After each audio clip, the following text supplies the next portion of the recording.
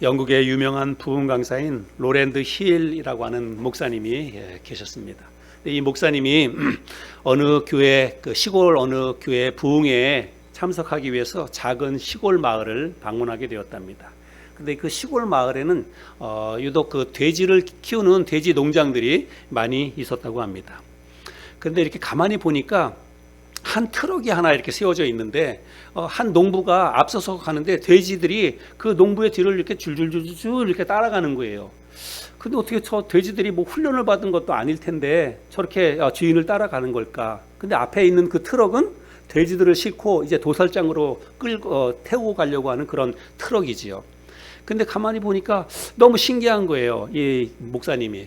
그래서 도대체 어떻게 저 돼지들이 저 주인을 저렇게 졸졸졸졸 잘 따라가나 해서 가까이 가서 보니까 주인이 앞서서 가면서 주머니에서 완두콩을 땅바닥에다가 한 움큼씩 이렇게 뿌리면서 가는 거예요.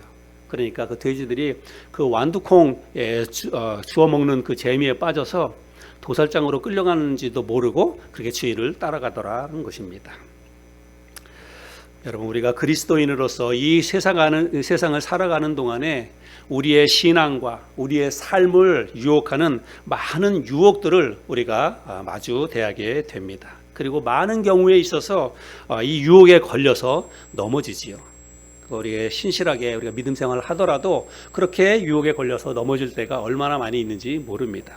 그럴 때마다 우리에게 자괴감이 들고 나는 왜 이 모양밖에 안 되나 비참하게 하고 한심하게 스스로가 여겨지기도 하고 그렇습니다. 오늘 우리가 함께 읽었던 이 말씀은 예수님이 시험을 받는 그런 이야기이지요. 지난주에 우리가 말씀을 나눴는데 예수님이 요단강에서 침례를 받으신 그 이야기를 지난주에 우리가 말씀을 나눴지요. 예수님이 요단강에서 침례를 받을 때 여러분, 하늘이 열리고 하나님의 성령이 비둘기같이 예수님의 머리에 임했다라고 성경은 기록하고 있습니다. 그리고 하늘에서 실제적으로 많은 사람들이 들을 수 있는 하나님의 음성이 들렸어요. 크게 너는 내 사랑하는 아들이라, 내가 너를 기뻐하노라라고 하는 하나님의 음성이 쩌렁쩌렁하게 울려 퍼졌습니다. 아마도 예수님의 전 인생을 걸쳐서 예수님께서 가장 성령이 충만했던 때가 바로 저는 그때라고 생각을 합니다. 예수님에게 성령이 임하고 하늘이 열려서 하나님의 아들이라고 선포되는 이 영광스러운 장면이 그때 있었던 것이지요. 그런데 바로 그러한 때에 예수님에게 성령이 충만하게 임했던 바로 그때에 예수님에게 마귀 사탄이 접근해서 예수님을 시험하는 그런 내용이 기록되어져 있습니다. 오늘 우리들이 읽었던 이 말씀에 보면 예수께서 성령의 충만함을 입어서 요단강에서 돌아왔을 때 마귀 사탄에 이끌려서 40일 동안 시험을 당하셨다라고 말하고 있지요. 여러분, 구약 성경에 등장하고 있는 욥을 여러분 잘 아시죠? 욥하면 뭐가 떠오르냐면 욥이 당한 고난이 떠오릅니다. 욥도 시험을 받았습니다. 그런데 욥이 시험을 받을 때에도 역시 욥이 가장 거룩하고 사실은 가장 경건한 삶을 살고 있을 때 욥에게도 마귀 사탄이 접근해서 욥을 시험을 했다는 것입니다. 물론 하나님의 허락하심이 있었지만 마귀 사탄이 천상에서 하나님 앞에 가가지고 욥을 테스트해보자라고 그렇게 유혹을 했다는 것이지요. 그래서 우리가 기억하는 것은 사탄이 우리가 믿음에서 떠나 있을 때뿐만 아니라 우리가 신앙생활 잘할 때, 믿음 생활 잘할 때, 교회에서 열심히 헌신하고 봉사할 때 바로 마귀 사탄이 그 틈에 우리를 공격해 올 수 있다, 우리를 유혹해 올 수 있다라고 하는 것을 우리들은 잊지 말아야 합니다. 그냥 신앙생활 잘 못할 때는요, 그냥 놔둬도 돼요. 마귀 사탄이 그런 사람은 별로 신경 안 씁니다. 신앙생활 흐지부지하고 교회도 뭐 나왔다 말다 신앙생활 잘 안 하는 사람은요, 그냥 놔둬도 넘어져요. 그래서 마귀 사탄은 그런 사람의 공격의 대상이 아닙니다.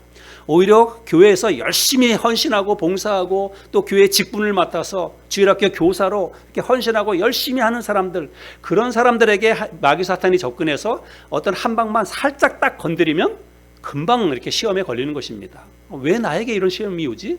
왜 내가 이렇게 열심히 주님을 섬기는데도 왜 우리 가정이 이렇게 안 되지? 이렇게 금방 시험이 드는 거예요. 사탄은 무려 40일 동안 예수님을 시험했다라고 말하고 있는데, 여기 시험은 우리 영어 성경에 보면 뭐 테스트라고 번역되어 있기도 하고, 그런데 대부분의 영어 성경에서는 temptation이라고 하는 영어 단어가 쓰였습니다. 그래서 마귀 사탄이 예수님을 시험했다라고 하는 것은 예수님을 유혹했다라고 하는 말이에요. 유혹. 그래서 이 시험은 유혹을 의미하는 그런 단어라고 보시면 됩니다.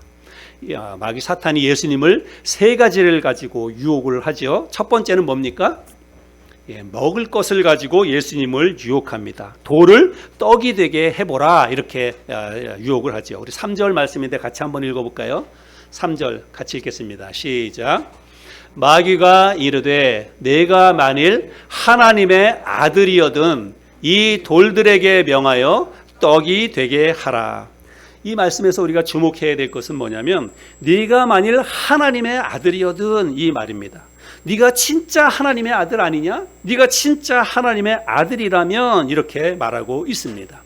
그래서 우리가 이 말씀을 통해서 알 수 있는 것은 이 사탄의 시험의 목적을 우리가 알아야 돼요. 이 사탄이 지금 예수님을 시험하는 이 목적은 뭐냐면, 주님으로 하여금 하나님의 아들임을 드러내도록, 주님의 어떤 정체를 사람들에게 나타내 보이도록 하기 위해서 예수님을 시험하고 있다는 것입니다.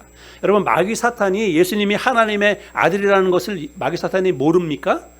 마귀 사탄은 예수님이 하나님의 아들이라는 것을 잘 알고 있어요. 사람들은 몰라도 이 마귀 사탄은 잘 알고 있습니다. 그럼에도 불구하고 뭐라고 얘기하냐면, 네가 하나님의 아들 아니냐? 네가 진짜 하나님의 아들이지? 그러면 네가 진짜 하나님의 아들이면 이 발에 밟히는 이 많은 돌들을 떡이 되게 한번 해봐, 이렇게 지금 유혹을 하고 있는 것입니다. 여러분, 예수님이 지금 여기 계시는 곳은 광야입니다. 광야에는 돌들이 널려 있는 거예요. 발에 밟히는 게 다 돌입니다. 그러면 하나님의 아들이신 예수님께서 그 많은 돌을 떡이 되게 하는 거, 여러분, 예수님에게는 이게 일도 아니에요. 그냥 말씀 한마디면 순식간에 이게 다 떡이 될 수 있다는 것입니다. 우리나라 성경에서는 떡이고 원래 성경에서는 빵이에요. 이 지방에서는 빵입니다. 그래서 빵이 되게 하는 거, 여러분, 이건 주님께는 뭐 일도 아니지요. 그런데 만약에 마귀 사탄의 유혹에 빠져서 예수님이 순식간에, 그리고 예수님은 지금 40일 동안이나 굶주렸어요. 40일. 저는 하루만 굶어도 허기져가지고 막 이렇게 식은땀이 나기도 하고 그래요. 여러분, 우리가 하루도 제대로 못 굶잖아요. 근데 예수님은 40일 동안을 지금 굶주렸습니다. 근데 40일 동안을 굶주렸는데 그 마귀 사탄이 와서 여기 지금 눈앞에 돌이 있는데 그거를 빵이 되게 해봐. 여러분, 진짜로 40일 굶으면 돌이 빵처럼 보일 수도 있어요. 근데 예수님은 얼마든지 능력이 있잖아요. 그렇게 할 수 있는 능력, 우리가 할 수 없는 사람에게 그렇게 시험을 하는 거는 그게 시험거리가 안 되지만, 능력이 있는데도 불구하고 안 해야 되는 거예요. 그래서 마귀 사탄이 이 돌을 떡이 되게 해라, 빵이 되게 해보라 라고 하는 것은 정말 예수님에게는 어떻게 보면 참기 힘든 그런 유혹일 수 있었다라고 하는 것입니다. 마귀 사탄의 유혹은요, 크고 거창하지 않습니다. 가장 평범한 것을 가지고 우리를 유혹합니다. 가장 일상적인 것, 나와 가장 가까이에 있는 그 어떤 사람, 내가 가장 사랑하는 그 어떤 사람을 통해서 마귀 사탄이 우리를 유혹한다는 거예요. 우리를 넘어지게 만드는 거예요. 하나님으로부터 멀어지게, 신앙생활에서부터 멀어지도록 만든다라고 하는 것입니다. 예수님이 이 마귀 사탄의 유혹을 물리치는데, 예수님이 마귀 사탄의 유혹을 물리치는 방법은 똑같습니다. 유혹은 세 가지였지만 그 유혹을 물리치는 방법은 다 똑같았습니다. 뭘 가지고 물리쳤어요? 말씀을 가지고 물리쳤습니다. 하나님의 말씀을 가지고 물리쳤는데 다 신명기 말씀을 가지고 물리쳤습니다. 여러분, 구약성경 신명기 말씀을 잘 알죠? 이 신명기 말씀의 배경은 이스라엘 백성들이 광야 생활하는 동안에 광야에 있을 때 주어졌던 말씀이 신명기 말씀이에요. 근데 오늘 예수님이 지금 시험을 받는 장소가 어디입니까? 광야입니다. 이 광야. 그래서 우리도 이 세상, 광야와 같은 이 세상을 살아가는 동안에 수없이 많은 마귀 사탄의 이 유혹을 우리가 받게 된다는 것도 이 말씀을 통해서 알 수 있습니다. 자, 돌을 떡이 되게 해보라는 이 유혹에 대해서 우리 주님이 어떤 말씀을 가지고 이 유혹을 물리치는지 신명기 8장 3절 말씀을 주님이 인용을 하셨는데요. 또 같이 한번 읽어보겠습니다. 신명기 8장 3절 시작. 너를 낮추시며 너를 줄이게 하시며 또 너도 알지 못하며 내 조상들도 알지 못하던 만나를 내게 먹이신 것은 사람이 떡으로만 사는 것이 아니요 여호와의 입에서 나오는 모든 말씀으로 사는 줄을 내가 알게 하려 하심이니라. 여러분, 이 말씀은 신명기에 기록된 말씀이에요. 그런데 주님이 신명기에 이런 말씀이 있지 않냐, 사람이 떡으로만 사는 게 아니다, 하나님의 말씀으로 산다. 그래서 나도 떡으로 사는 게 아니라 하나님의 말씀으로 산다라고 하면서 마귀 사탄의 유혹을, 첫 번째 유혹을 예수님이 물리치셨습니다. 두 번째 마귀 사탄의 유혹은 천하 만국을 다스릴 권위와 영광을 주겠다라고 유혹을 합니다. 단 조건이 있는데 그 조건은 뭐냐면 네가 나에게 절하면, 내 앞에서 딱 한 번만 무릎을 꿇으면 이 천하 만국을 다 너에게 다스릴 권세와 영광을 너에게 주겠다, 이렇게 마귀 사탄이 유혹을 합니다. 여기 기록된 이 권위, 권세와 영광은 그 당시에 오직 신에게만 부여됐던 그런 특별한 그런 특권이었습니다.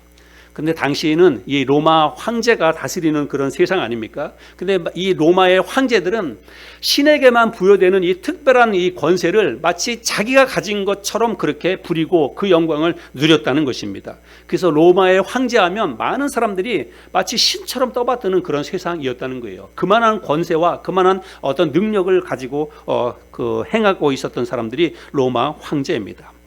그래서 이 로마 황제의 이 권세와 이 힘이 얼마나 대단한 것인지를 모든 사람들이 다 알고 있는 거예요. 그래서 마귀 사탄은 지금 예수님에게 로마 황제가 가지고 있는 그 권세, 그 영광, 이거를 내가 너에게 다 주겠다. 여러분, 그거는 그냥 눈에 보이는 거예요. 눈에 보이는 실제적인 이 권세와 영광이라고 하는 것입니다. 요즘 우리 정치권이 많이 시끄럽죠. 계속해서 우리 정치권이 시끄러운데, 지금 이렇게 보니까 정치하는 사람들 가운데서 통일교와 연관되어 있는 그런 사람들이 있다. 저는 정치에 대해서는 별 이렇게 관심이 없고, 관심은 있지만 교회에서는 그런 거에 대한 언급을 해서 안 된다라고 생각을 합니다. 아무튼지간에 많은 사람들이, 정치인들이 통일교와 유착이 되었는데, 그 사람들이 통일교가 뭔가 문제가 있는 그 종교 단체다라고 하는 걸 몰랐겠습니까? 여러분 다 알아요. 다 압니다. 통일교가 어떤 종교단체라고 하는 것인지 다 압니다. 그런데 그럼에도 불구하고 이 통일교의 어떤 유혹을 뿌리치지 못했던 것은 왜 그래요?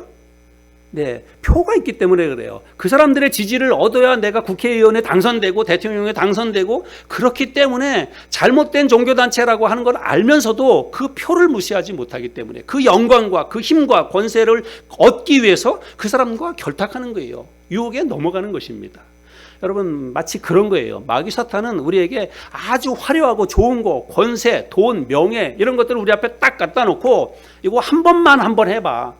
그냥 다른 사람도 다 그렇지 않냐라고 이야기하면서 딱 한 번만 나한테 무릎을 꿇어봐. 그럼 내가 너에게 이거 다 줄게. 한 번만 눈 딱 감고 그냥 내 말대로 해. 그러면 이 모든 게 다 네 것이 될 것이야. 이런 식으로 마귀 사탄이 우리를 유혹한다는 것입니다. 근데 여러분, 예수님에게는 이 유혹이 별로 와닿지 않을 거라고 이렇게 생각하는 사람이 있을지 몰라요. 예수님은 섬김을 위해서 이 땅에 오셨으니까 이 앞에 있는 황제의 권세, 영광, 예수님에게 그게 뭐가 유혹거리가 되겠나, 이렇게 생각하는 사람이 있을지 몰라요. 그러나 그렇지 않습니다. 여러분, 예수님이 이 땅에 오신 목적은 그저 한두 사람만, 유대에 살고 있는 몇 사람만 구원하기 위해서 이 땅에 오신 게 아닙니다. 예수님이 이 땅에 오실 때 이 세상 모든 사람을 다 하나님의 자녀가 되게 하기 위해서, 이 땅에 거룩한 하나님의 나라를 만들기 위해서 예수님이 이 땅에 오셨어요.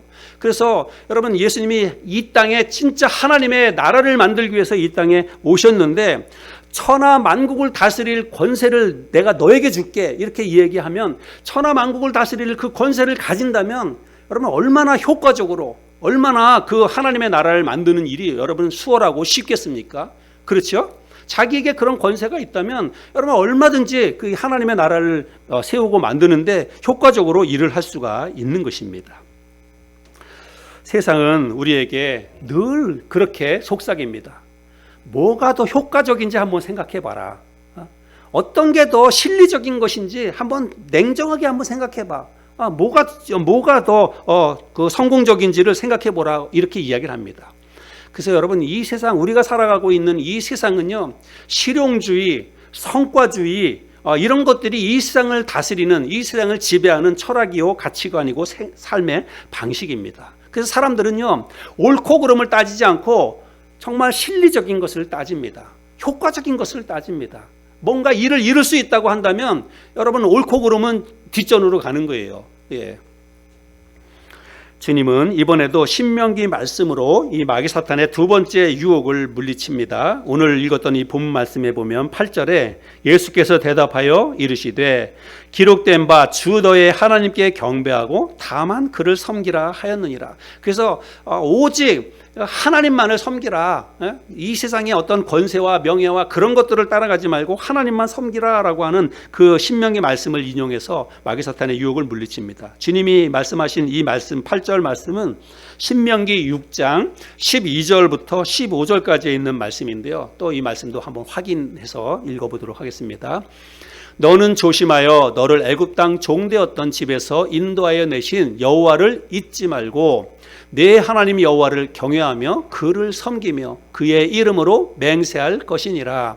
너희는 다른 신들 곧 내 사면에 있는 백성의 신들을 따르지 말라. 너희 중에 계신 너희의 하나님 여호와는 질투하시는 하나님이신즉 너희의 하나님 여호와께서 내게 진노하사 너를 지면에서 멸절시키실까 두려워하노라. 하나님은 질투하는 하나님이시라고 하면서 오직 하나님만을 섬기라, 하나님 앞에만 무릎을 꿇으라, 이렇게 신명기에도 말씀하고 있는데, 이 말씀을 가지고 나는 네 발 앞에 절대로 무릎 꿇을 이유도 없고 그럴 생각도 없다, 나는 오직 하나님만을 섬기겠다라고 예수님이 답변을 하시면서 사탄의 두 번째 유혹을 물리치십니다. 자, 세 번째 유혹은 뭡니까? 세 번째 유혹은 성전 꼭대기로 데리고 가서 그 성전 꼭대기에서 뛰어내리라. 그러면 네가 믿는 하나님이 너를 받아줄 거 아니냐. 그래서 너를 안전하게 보호해 줄 테니까 한번 네가 믿는 하나님을 믿고 한번 뛰어내려봐. 이렇게 유혹을 합니다. 9절부터 11절까지인데요. 9절부터 11절까지 제가 한번 더 읽어보겠습니다. 또 이끌고 예루살렘으로 가서 성전 꼭대기에 세우고 이르되 네가 만일 하나님의 아들이거든 여기서 뛰어내리라. 기록되었으되 하나님이 너를 위하여 그 사자들을 명하사 너를 지키게 하시리라 하였고 또한 그들이 손으로 너를 받들어 네 발이 돌에 부딪히지 않게 하시리라 하였느니라. 그래서 성전 꼭대기에서 한번 뛰어내려 봐라. 그러면 하나님이 너를 받아주겠지. 당연히 받아줄 거 아니냐? 그렇게 하면서 한번 뛰어내리라 라고 유혹을 합니다. 그런데 이번에는요, 마귀 사탄도 하나님의 말씀을 마귀 사탄도 인용을 합니다. 예수님이 이 마귀 사탄의 유혹을 물리치는 그 방법이 말씀을, 구약 성경에 기록된 말씀을 인용해서 하나님의 말씀이 이렇게 기록되었다라고 하면서 나는 하나님의 말씀을 따를 거야 이렇게 얘기하니까 마귀 사탄도요, 하나님의 말씀을 인용을 해서 예수님을 공격합니다. 시편 91편 11절 12절인데요. 시편 91편 11절 12절 그가 너를 위하여 그의 천사들을 명령하사 내 모든 길에서 너를 지키게 하심이라. 그들이 그들의 손으로 너를 붙들어 발이 돌에 부딪히지 아니하게 하리로다. 그래서 구약 성경에서 하나님이 너를 돌부리에 걸려 넘어지지 않게 하실 거고 네가 어디서도 떨어져도 네가 그 발이 땅에 떨어지지 않도록 하나님이 다 받아주시겠다라고 그렇게 저렇게 시편에 기록되어 있지 않냐? 성경 말씀이 그렇게 기록되어 있지 않냐라고 하면서 믿고 맡기고 떨어져 봐. 그러면 하나님이 너를 받아줄 거야. 이렇게 지금 유혹을 하고 있다는 것입니다. 아주 역물이죠. 이 마귀 사탄의 존재는요, 여러분 절대로 우리가 가볍게 여겨서는 안 됩니다. 마귀 사탄은 정말 능력도 대단하지만 아주 교활합니다. 그리고 아주 치밀합니다. 어떻게 해서든지 우리의 이 약점을 파고 들어서 우리를 공격합니다. 너 하나님 알지? 나도 하나님 잘 알아. 내가 하나님 잘 아는데 하나님이 얼마나 능력이 많은 줄 알아? 그리고 얼마나 우리를 사랑하시는 줄 알아? 그러니까 능력이 많고 사랑이 많은 하나님을 믿고 한번 그렇게 해봐. 그러면 하나님이 알아서 다 해결해 주실 거야. 이렇게 자기도 하나님을 잘 안다고 하면서 그렇게 우리를 접근해가지고 그 마귀 사탄의 유혹에 걸려 넘어지도록 그렇게 유혹을 한다는 것입니다. 주님은 이번에도 사탄의 유혹을 말씀으로 물리칩니다. 어떤 말씀이에요? 신명기 말씀. 계속해서 신명기 말씀을 가지고 물리치시는데 신명기 6장 16절부터 19절입니다. 우리 같이 한번 또 읽어볼까요? 시작.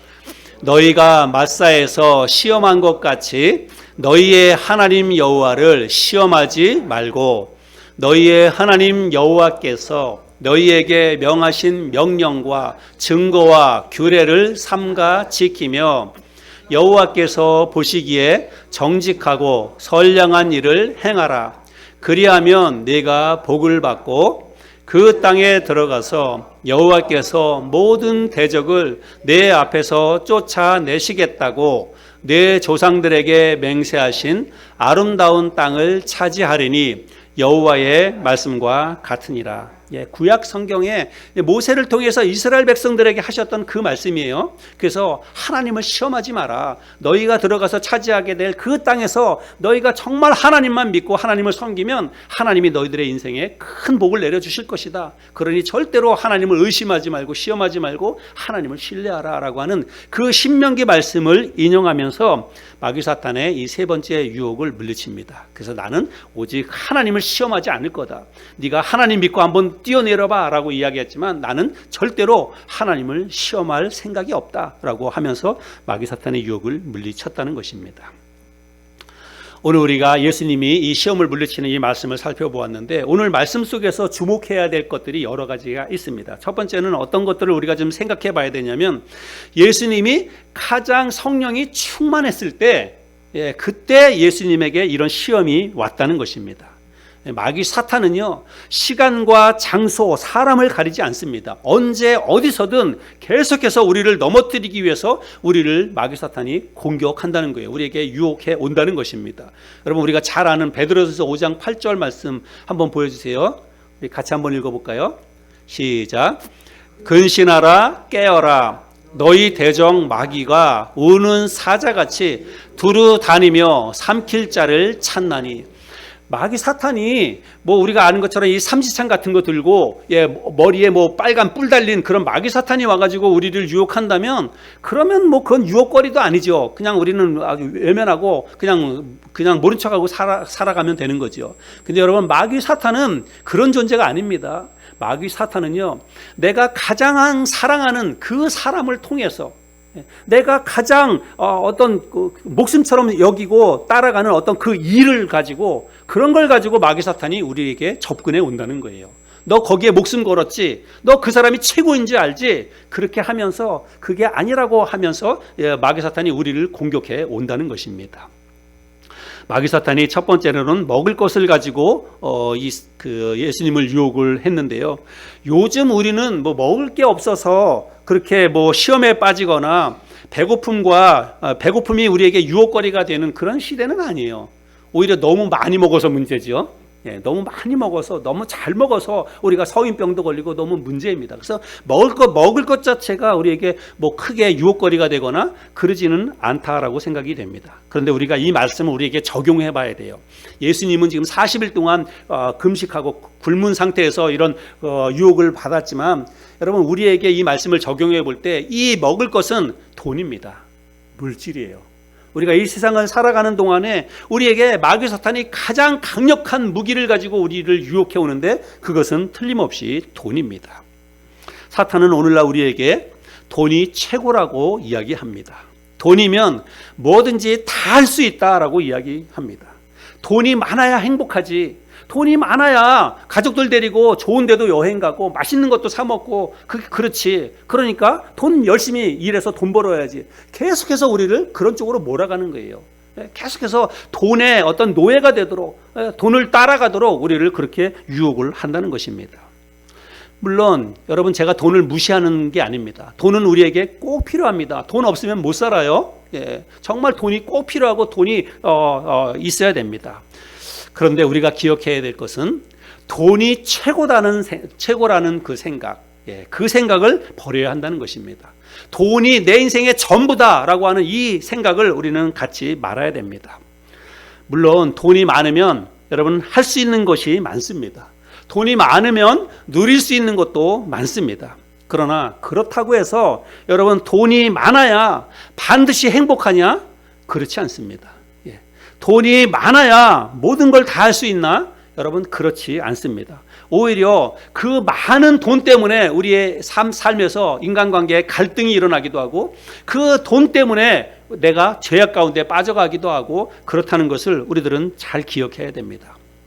돈으로 여러분 편안한 침대와 좋은 집은 살 수 있을지 몰라도 여러분 돈으로 행복한 가정은 절대로 살 수 없다는 사실들을 우리는 정말 명심해야 됩니다. 여러분 우리가 그리스도인으로 세상 살아가면서 잘 알아요. 여러분 이런 거 잘 알죠. 교회에서 수없이 많이 이야기 들었죠. 그러나 그럼에도 불구하고 우리가 넘어지고 또 넘어지는 것은 뭐냐면 알지만 우리가 삶에서 그거를 정말 명심하고 그 말씀대로 살아가지 못하기 때문이에요. 예수님처럼 말씀을 가지고 이런 것들을 물리쳐내지 못하기 때문에 또 돈 때문에 걸려 넘어지고 또 돈 때문에 인간관계에서 트러블이 생기고 아내와 남편 간에 갈등이 일어나고 그렇다는 것입니다. 성경은 재물, 돈에 대해서 우리에게 너무나 분명하게 여러 군데에서 많이 돈에 대해서 말씀을 하고 있습니다. 제가 몇 군데를 찾아서 재물에 관해서 우리가 붙잡고 가야 될 말씀들을 제가 보여드릴 테니까 여러분 잘 기억하시길 바랍니다. 먼저 잠언 11장 28절 보겠습니다. 같이 읽겠습니다. 시작. 자기의 재물을 의지하는 자는 패망하려니와 의인은 푸른 잎사귀 같아서 번성하리라. 자기의 재물을 의지하는 자는 어떻게 한다고요? 패망하리라. 여러분 하나님의 말씀은 진리입니다. 하나님의 말씀은 틀린 게 없다는 거예요. 반드시 그렇게 된다는 것입니다. 내가 재물을 의지하고 살아가면 그게 당장은 나에게 유익이 될 것 같고 당장은 뭐가 편리함을 가져다 주지만 재물을 의지하는 사람은 패망하게 되어 있다. 성경이 말하고 있습니다. 다음에 잠언 23장 5절도 또 읽겠습니다. 시작. 네가 어찌 허무한 것에 주목하겠느냐. 정령이 재물은 스스로 날개를 내어 하늘을 나는 독수리처럼 날아가리라. 여러분 지금까지 살아오는 인생 40년, 50년, 60년 살아오는 동안에 직장 생활도 하고 사업도 하고 돈 많이 벌었죠. 열심히 일해서 돈 많이 벌었잖아요. 매달 꼬박꼬박 월급도 받고 돈 많이 벌었죠. 근데 여러분 그 돈 다 어디 갔습니까?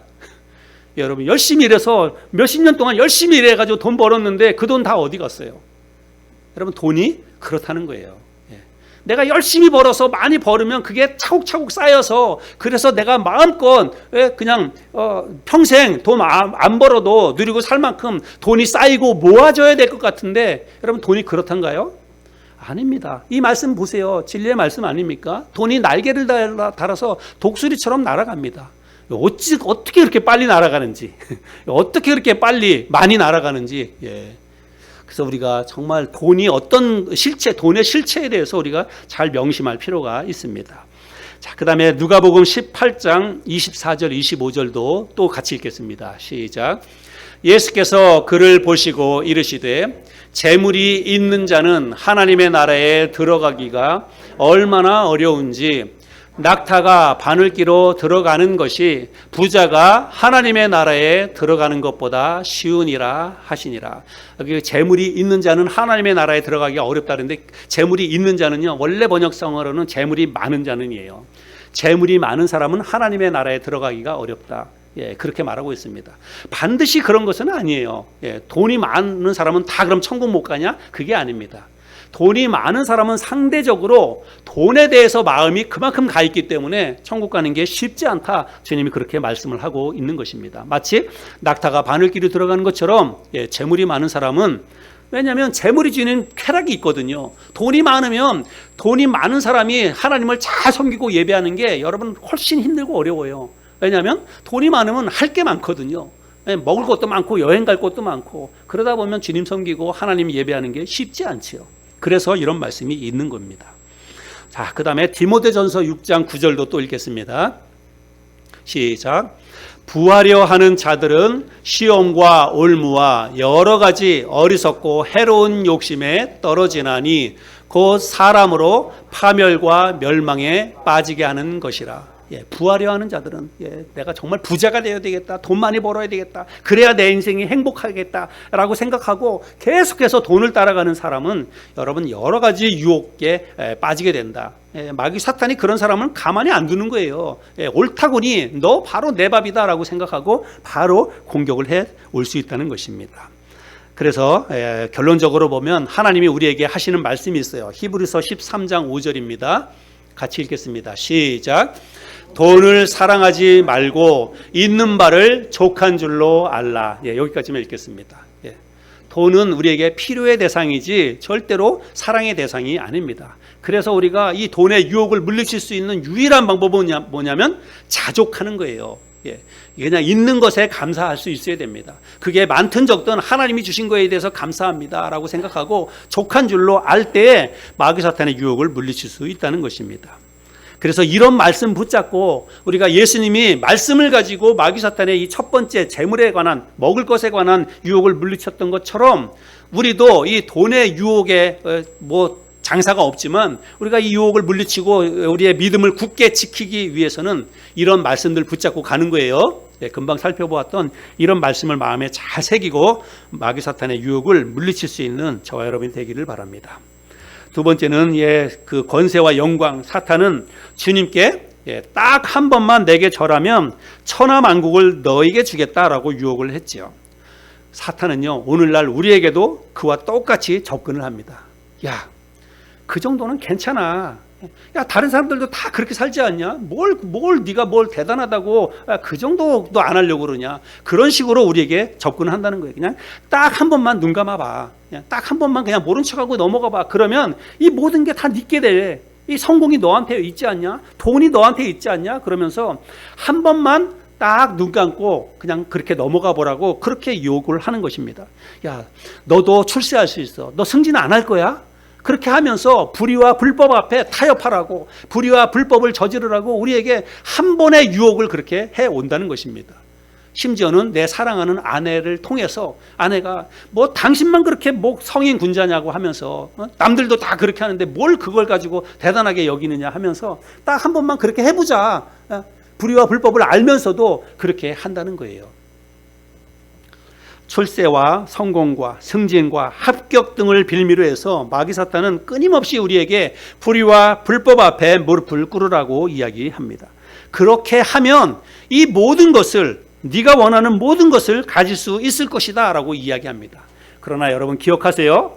딱 한 번의 그 무릎 꿇음이 여러분 우리를 깊은 나락으로, 수렁으로 우리를 밀어 넣는다는 사실입니다. 제가 다른 교회 이렇게 이야기하거나 그런 게 조금 누워서 침 뱉기인 것 같기도 하고 그런데 한번 이렇게 보여줘 보실까요? 제가 설교 준비하다가 우연히 어제 그 인터넷에 올라온 뉴스를 보았는데요. 그 사랑의 교회, 여기 사랑의 교회 건물입니다. 사랑의 교회 건물이고 또 그 다음 장면도 보면 저 앞에 넓은 마당이 있죠. 넓은 마당이 있는데 저게 사실은 원래는 저 앞에 저 넓은 마당이 도로였답니다. 도로. 일반 사람들이 다니는 도로. 그런데 그 도로, 저 사랑의 교회는 제가 안 가봐서 모르는데 저 넓은 마당 밑에가 지금 예배당이에요. 지하 예배당이 저 둥그런 그 원 있는 그 마당 밑이 예배당입니다. 근데 원래는 저기가 도로였다는 거예요. 그래서 지금 저게 행정소송이 걸려 있는데 행정소송에서 그 무단 도로 점유를 했다라고 해가지고 반환 신청을 하는 거예요. 그래서 이제 사랑의 교회 측에서는 저거를 원상복구를 하라고 하는데 원상복구를 하면 교회 건물 자체가 다 무너질 수 있다라고 해가지고 그걸 이제 못하겠다고 자꾸 이제 항소를 하는 거고 그렇게 해서 지금 문제가 지금 되고 있는 것입니다. 근데 저는 교회 문제를 이렇게 이야기하고 싶지는 않습니다. 근데 왜 처음에 2010년도에 이 교회 건축을 할 때 이제 넘겨주세요. 건축을 할 때 서초구에서 왜 저거를 허락을 해줬을까? 저는 그게 잘못됐다라고 하는 거예요. 그리고 교회 측에서도 그게 부당한 요구인 거를 알면서도 그걸 요구한 거 아닙니까? 그래서 아마 교회 측에서 그거를 요구할 때는 아마 그런 생각을 했을지 몰라요. 어차피 땅 밑인데 어차피 땅 밑은 그냥 놔두면 그냥 죽은 땅 아닙니까? 근데 그 죽은 땅을 우리가 그 밑에다가 지하를 파가지고 거기다가 크게 하나님을 예배하는 그런 공간을 만들면 그게 더 하나님 앞에 영광이 되는 게 아닐까? 아마 그런 생각을 했을지도 몰라요. 그러니까 그거를 추진을 했겠죠. 그래서 여러분 정말 우리가 조심해야 될 것은 뭐냐면, 제가 남교회 뭐 욕하려고 하는 게 아니라 하나의 예를 든 것입니다. 우리는 끊임없이 뭘 생각하냐면, 뭐가 더 효과적인가, 뭐가 더 실리적인가, 우리가 그런 것만을 생각하는 거예요. 효과적인 거, 실리적인 거, 여러분 그런 것만 따지다 보면 불의와 불법을 누구나 저지를 수 있다라고 하는 것입니다. 여러분, 우리는 그리스도인들은 그렇게 해서는 안 돼요. 효과나 실리를 따지기 전에 정말 무엇이 옳은지를 따지고 그 옳은 것에 기반해서 우리의 삶을 이루어 가야 한다는 것입니다.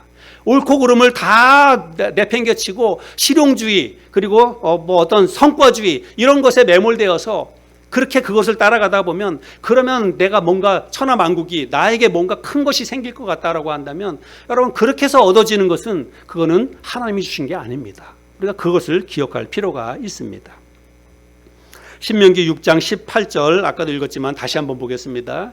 신명기 6장 18절에 보면, 여호와께서 보시기에 정직하고 선량한 일을 행하라. 그리하면 네가 복을 받고. 하나님이 보실 때에 정직하고 선량한 일을 할 수 있어야 돼요.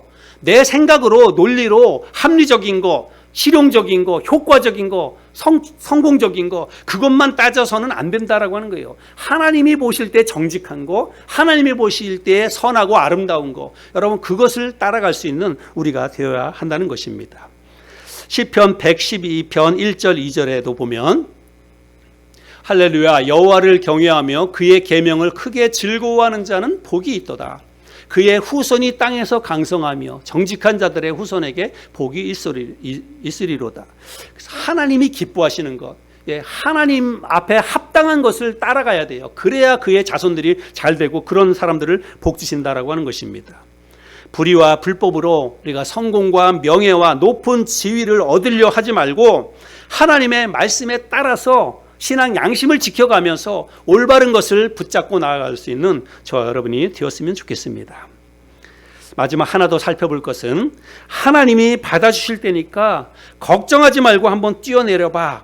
여러분 이거는 우리에게 굉장히 아주 심각한 우리의 유혹입니다. 여러분 이거는 그냥 단순히 그냥 마귀 사탄이 그 어떤 예수님 자체를 시험하려고 한 게 아니라 하나님에 대한 근본적인 믿음을 테스트하는 거예요. 너 진짜 하나님이 계신다고 믿어? 그러면 하나님이 진짜 계신다고 믿는다면 한번 뛰어내려봐. 그러면 네가 믿는 하나님이 진짜 살아계신 하나님이라면 그거 받아주지 않겠냐? 사실 그게 맞는 말이잖아요. 그죠? 내가 진짜 믿는 그 하나님은 능력이 있어요. 첫 번째는 하나님은 능력이 있어요. 그리고 두 번째는 뭐냐면, 하나님은 우리를 너무너무 사랑하세요. 그러니까 제가 만약에 10층 옥상에서 뛰어내린다면, 하나님이 분명히 살아계신다면 하나님이 나를 받아주실까요? 안 받아주실까요? 당연히 받아주시겠죠. 받아주셔야만 되는 거고, 안 그래요? 우리가 믿는 하나님이 능력이 있어요. 능력이 있으니까 당연히 아무 상처도 안 나게 나를 받아주실 수 있는 거죠. 그게 능력이니까. 또 하나님은 사랑의 하나님이니까 내가 뛰어내린다면 하나님은 나를 당연히 사랑하니까 받아주시겠죠. 여러분 그게 맞는 말 아니에요? 지금 마귀 사탄이 그렇게 유혹하고 있는 거예요. 그렇게 네가 믿는 하나님은 그런 하나님이니까 진짜 네가 하나님 그렇게 믿지, 너에게 그런 믿음이 있지, 그러면 한번 뛰어내려봐, 이렇게 이야기를 하는 거예요. 근데 여러분 이게 우리가 잊지 말아야 될 것은요, 마귀 사탄이 이거를 공격하는데, 여러분 마귀 사탄은요 우리에게 우리의 아주 밑바탕에 있는 근본적인 하나님에 대한 믿음을 테스트하는 거예요. 너 하나님 한번 시험해 보라는 거예요. 네가 믿는 하나님을 한번 시험해 보라는 것입니다. 제가 여러분 예를 들어서 한번 설명을 드려볼게요. 여러분 우리 집에 아이가 있는데 초등학교 1, 2학년 되는 아이가 자기 아빠한테 자기 5층의 아파트에서 밑에 있는 아빠한테 그렇게 이야기하는 거예요. 아빠, 내가 여기서 뛰어내릴 테니까 아빠가 날 좀 받아줘. 아빠가 나 사랑하지. 아빠는 정말 슈퍼맨처럼 아빠는 능력이 있지. 그러니까 아빠 나 받아줘야 돼. 라고 해가지고 그 아이가 5층에서 뛰어내리는 거예요. 만약에 아이가 그렇게 한다면 여러분 그게 그런 일들이 일어나서도 안 되겠지만, 우리가 이 아이와 같은 마음으로 우리가 신앙생활을 할 때가 종종 있다는 것입니다. 마치 하나님에 대해서 그런 마음을 가지고 신앙생활을 할 때가 있다는 거예요. 하나님이 진짜 살아 계신다면 해결해 주시겠지. 하나님이 진짜 나를 사랑하신다면 이 정도 눈 감아 주시겠지. 용서해 주시겠지. 그러니까 내가 하나님 믿고 한번 해봐야지. 무대뽀처럼 그렇게 우리가 할 때가 있다는 것입니다. 여러분, 이거는요, 하나님을 시험하는 거예요. 하나님은 물론 그렇게 하실 수 있습니다. 능력이 있고 사랑이 있으니까 하나님은 그렇게 하실 수 있어요. 근데 그거는요, 하나님의 능력과 사랑의 문제가 아니라 내가 하나님을 시험하는 것 자체가 문제가 된다는 것입니다. 마귀 사탄이 지금 그거를 예수님에게 요구하고 있는 거예요. 그 믿음을 시험하고 있다는 것입니다. 너 하나님 한번 시험해봐. 네가 믿는 하나님 진짜 있다면 진짜 하나님이 해주시는지 하나님 한번 테스트해봐. 여러분, 우리 피조물이 어떻게 창조주를 테스트할 수 있습니까? 근데 마귀 사탄은 지금 그렇게 해보라는 거예요. 근데 문제는 뭐냐면 우리가 종종 살아가면서 그런 짓거리들을 하고 있다는 것입니다. 가끔 우리가 그렇게 하나님을 시험한다는 거예요. 하나님이 진짜 나 들어주시나? 하나님이 나를 그렇게 해결해 주시나? 한번 내가 봐야지 라고 하면서 그렇게 일을 할 때가 있다는 것입니다. 여러분, 하나님을 시험하지 않을 수 있기를 바랍니다. 내 잘못과 내 책임을 여러분, 우리는 하나님께 떠넘기지 말아야 합니다.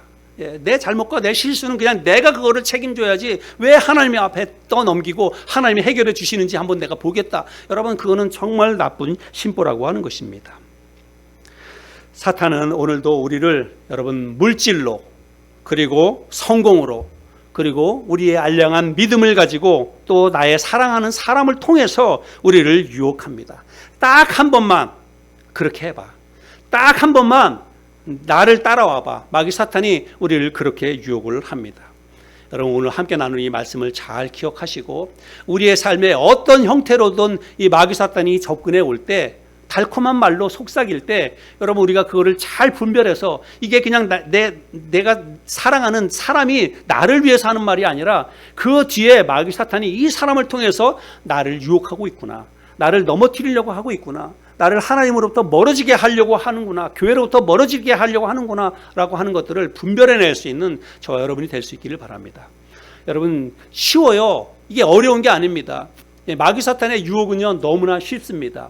그래서 어떤 사람이, 어떤 환경이, 어떤 일이 나한테 다가올 때 우리가 그거를 분별할 수 있는 어떤 하나의 특별한 그런 그것은 뭐냐면요, 그걸 우리가 어떻게 분별해내야 되냐면, 내가 그것을 했을 때, 그 일을 했을 때, 혹은 그 사람의 말을 들었을 때 내가 하나님과의 관계가 더 친밀하게 좋아지는지, 내가 신앙생활에 더 깊이 잘 들어갈 수 있는 것인지, 아니면 내가 하나님으로부터 더 멀어지게 되는지, 교회 생활에서 더 멀어지게 되는지, 여러분 그것만 딱 기준을 두고 보면 되는 거예요. 마귀 사탄의 유혹은요, 우리로 하여금 하나님으로부터 멀어지고 교회로부터 멀어지게 만드는 게 마귀 사탄의 목적이기 때문에 어떤 일을 하든지 어떤 사람의 말을 들을 때 그것만 기준을 가지고 잘 보면 됩니다. 그래서 그 기준에 딱 맞춰가지고 이건 아니다 싶으면 우리가 단호하게 물리칠 수 있어야 된다는 것입니다. 오늘 들은 이 말씀을 잘 기억하고 우리에게 다가오는 마귀 사탄의 유혹을 잘 물리쳐서 하나님이 기뻐하시는, 정말 하나님이 복 주시는 그런 인생, 그런 신앙생활에 나가는 저와 여러분 모두가 될 수 있기를 바랍니다.